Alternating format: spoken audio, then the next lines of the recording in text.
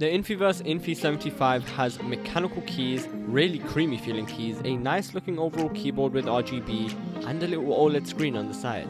Let's see. Let's get straight into the review. Alright, so let's talk about the design of this keyboard first, which is really nice to look at. We overall have a solid feeling base on the keyboard with this nice dark blue color with silver accents. The overall keyboard it's looking like is going for this like dark blue keyboard with some metal accents on the side with blue, grey and like grey white keycaps. Overall it does make it look like it has a really overall nice aesthetic going on. The keys also have a slight curve to make the typing experience better, but we'll talk about the typing experience in a bit. And also it has that screen, it has a little knob on the top, like a flat knob, not really something that sticks out that much. The only con of the design that I can find is the absence of any stands for the actual keyboard. So if you're somebody who likes to adjust their stand on their keyboard, then yeah, this doesn't have any kickstands. However, overall design wise, it's okay. At this high price range, I would have hoped that maybe it would have been like an aluminium frame compared to this plastic frame. However, the plastic frame doesn't feel cheap in any means necessary. So yeah, overall, a solid feeling keyboard, solid looking keyboard, and it should be able to fit in any of your desk setups. The Japanese writing on the keys is also a nice touch. It's definitely unique compared to the ones that I've seen before. And there's also spare keycaps in the box to help change up the design. Also, there's like this off-white thing on the escape key, and the Windows key and the command key look really different compared to what they really should.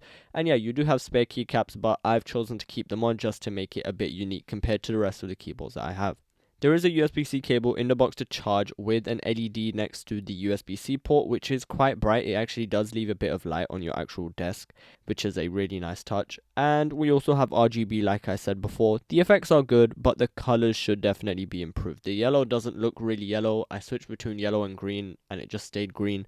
So yeah, if Infiverse Infi75 ever gets an update, then I hope that they can somehow fix the RGB, because again, the yellow just doesn't look that yellow. But yeah, we do have a knob that can control various things like the screen and also the volume, which I think is pretty obvious. But yeah, you do have those options if you want. Now let's talk about the typing experience on the keyboard. It is very, very creamy. This is a creamy keyboard.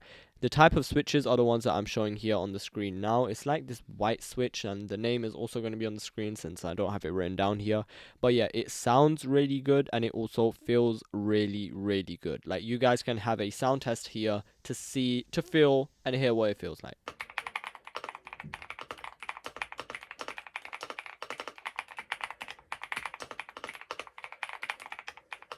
The spacebar is also good, unlike other keyboards, because sometimes the big key often gets sacrificed and the other keys feel nice. But yeah, honestly, it does feel really, really good. Connection, we have 2.4 GHz USB dongle, which you can hide within the keyboard so it doesn't get lost. We also have USB-C, like I said before, and Bluetooth, which you can pair to up to 3 devices. Now let's talk about one of the key features that this keyboard has, the screen. Now, I'm going to just get the biggest con out of the way. The thing that annoyed me the most is that there's no software for actual macOS for the actual keyboard screen. So you can't customize or do anything with the keyboard unless you have Windows. But I'm guessing the most of you guys who are going to be buying this keyboard will probably have Windows, so it won't be a problem for you. But yeah, for me, I have Mac. I do have a Windows PC, but I can't be asked to get it out from under my bed. I'm able to customize the actual screen and the images on the actual keyboard, but this is all customizable within the actual software that you can download from their website.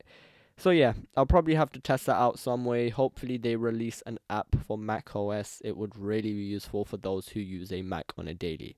The knob also controls the actual keyboard screen, so if you want to go through the different menus, the knob will be able to do that. So it has two functions, being able to control the volume of your computer and to be able to control the screen. But yeah, overall, I feel like for the $179 price tag, you are getting quite a bit of keyboard. Like, it feels really premium compared to other keyboards that I have tested before.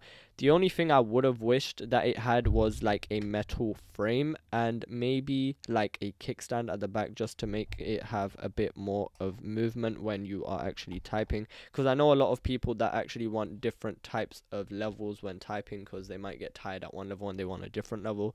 So that's another thing that I might have wished or would have wished that it had. But yeah, if I'm not nitpicking and I'm just looking at this keyboard from a perspective that is it a good keyboard, then yes, obviously it 100% is a good keyboard. So if you want to buy this keyboard, it will be linked in the description, and when you're down there, make sure to like and subscribe for more keyboard reviews and maybe even mouse reviews. Let's see what mouses I get in the future. But yeah, thank you guys for watching. This was the Infiverse Infi75 review for $179.